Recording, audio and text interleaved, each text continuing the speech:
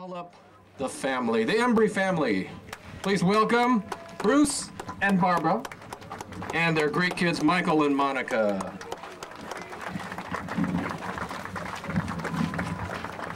Bienvenidos, welcome. Actually, we really do want to thank you. We want to thank you for enduring this heat and tolerating all of these wonderful speakers. They're hard acts to follow. My mother loved Kenkosho. She thought it was amazing that this Japanese guy came over with a great guitar, could sing the Beatles. So she really liked Ken. You know, I actually wasn't here 38 years ago. My brother and I were left behind. I think I had an earache or something, protective mother. And my brother and I were left behind at my grandmother's house. But I do remember when she returned to pick us up. She was a little disheveled. There was a lot of wind. It was very cold. And she came in late at night after driving back from the pilgrimage and was very excited, very animated. And she, being the educator, sat her mother, my mother down, and my grandmother down, and my aunts. And she explained to them in Japanese, so I was a little out of the loop, but she explained to them very carefully what she saw, what she felt. And, you know, it was interspersed with English, and there was a lot of talk about sansei and young people, and it was very powerful. You could see a transformation. And she kept talking about Manzanar. She never stopped talking about Manzanar. There was talk at the dinner. There was, obviously, as my Uncle Jack talked about, there was conflict. This was not an easy, happy reunion process. But she kept talking about it in animated and exciting ways, not with pain, not with bitterness, but with hope and with a perspective that looked forward and not backward. And we came up, she brought us up the next year, and I was about 12. And we drove up, and when we got out of the car, you know, I got out of the car, and we were about right here. And I sort of looked around, and I said, what the? Where is everything? Where's Manzanar? I saw nothing but dust and some trees and shrubs. And trust me, you still see the dust. But my mother began to set up for the program, and she said, go follow your aunts.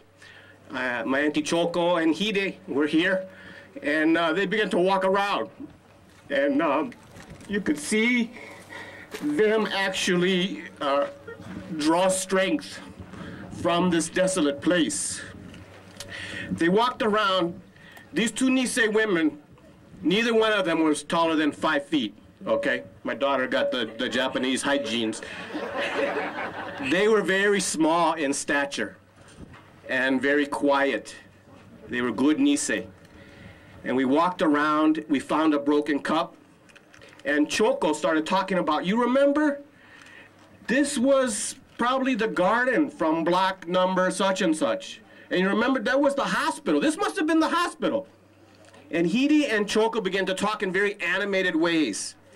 And these were very quiet, you know, generally voting Republican Nisei. So they were very excited by this. And that's when I began to get it. And later in the program, they pulled the VW buses. None of them were painted with yellow submarines or anything, but they were still VW buses. There were Datsun, remember Datsun pickup trucks? They pulled them in a half circle to keep the wind off because the wind was very ferocious. And my mother and the other speakers spoke through bullhorns. There was no mic, there was no flatbed truck.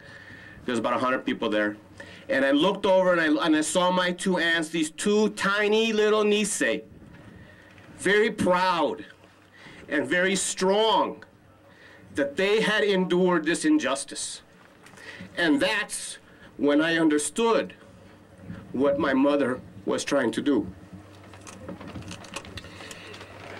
My mother actually did believe, and what drove her was this belief, that all that came, all the people who came here, and those who listened and would learn of the courage of the draft resistors, learn of the heroics of the veterans from the 442nd and from the MIS, that they too would gain strength and that they would become soldiers in a battle for democracy.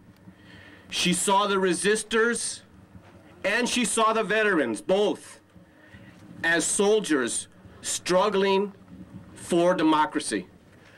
Elisa quoted her, talked about how my mother did believe that democracy was a very fragile concept, and that the camp experience taught her that in order to achieve your rights, that you had to participate, that you had to struggle, even if it seemed quixotic. The Interpretive Center and all of the work around the site is a tremendous step forward. It's a far cry from 38, 37 years ago when there was nothing but a single cemetery monument riddled by bullets and shotgun blasts. We no longer have to mend fences. We don't have to bring up white paint to paint the memorial. The NPS gets to do that. And that's a good thing. We've come far. But words like enemy alien, enemy combatant are back. Military tribunals and people being detained without due process, detained for years without charges, is back. Racial profiling, war hysteria. These were the same feelings, the same words that led to the unjust incarceration of Japanese and Japanese Americans some 60 years ago. It was no accident that in Chicago, in the week following 9/11, a lone Nisei veteran made front page news because he went to a number of the area's mosques and he stood before the press and tried to explain to them what he had gone through.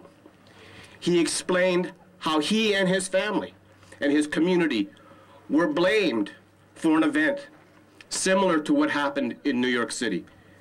That made front page news. One man, one Nisei, made news because he chose to take a stand.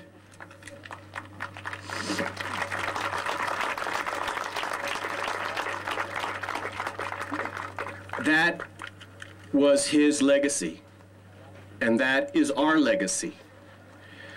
When we hear words like enemy, alien, or when we hear of someone being arrested without charges, we should pause. In fact, we should shudder and remember that not so long ago, our parents, our friends, and our community were rounded up without charges, without due process, and incarcerated in camps where the guns were pointing inside. Our legacy is to ensure that no other people, no other community will have pilgrimages to their camps. Thank you very much.